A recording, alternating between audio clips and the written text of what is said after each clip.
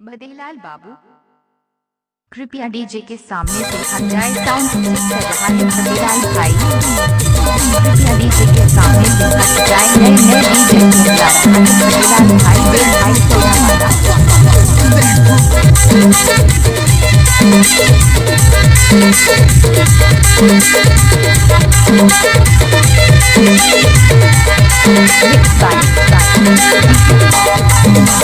इलाका भदेलाल बाबू।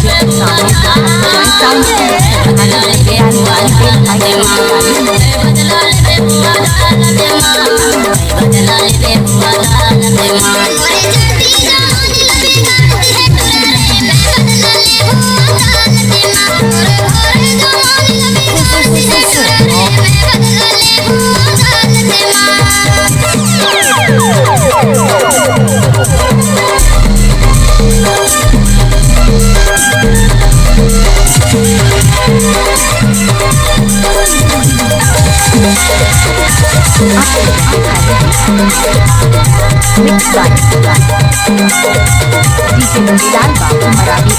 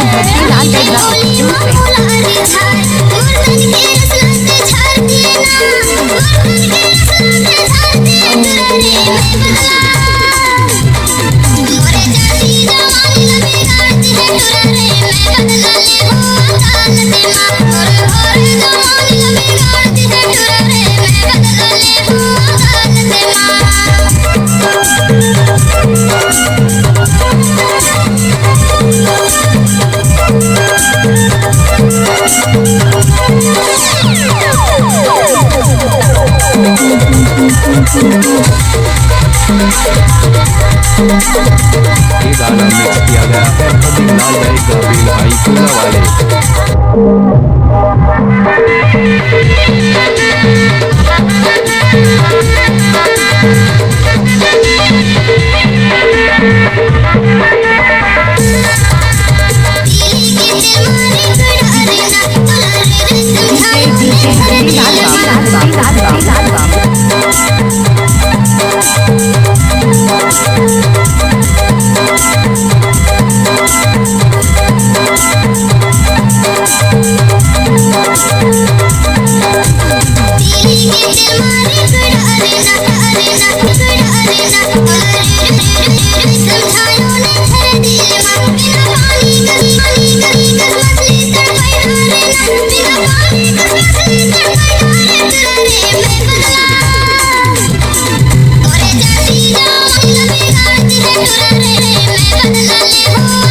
भदेलाल देगा एक्सक्लूसिव, डीजे भदेलाल देगा एक्सक्लूसिव।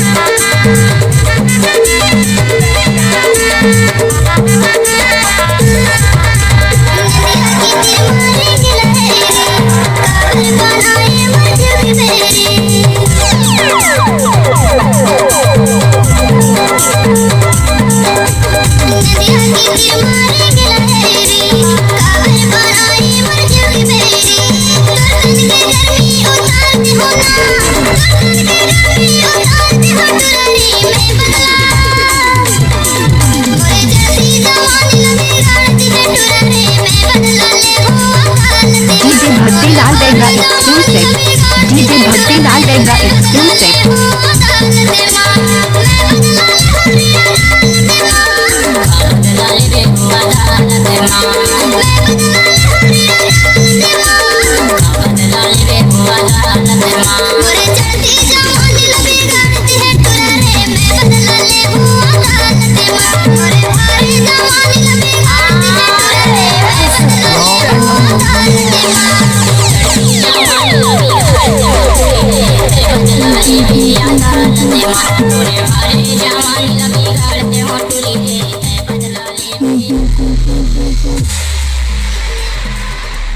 Mobile number 74 89 40 88 61।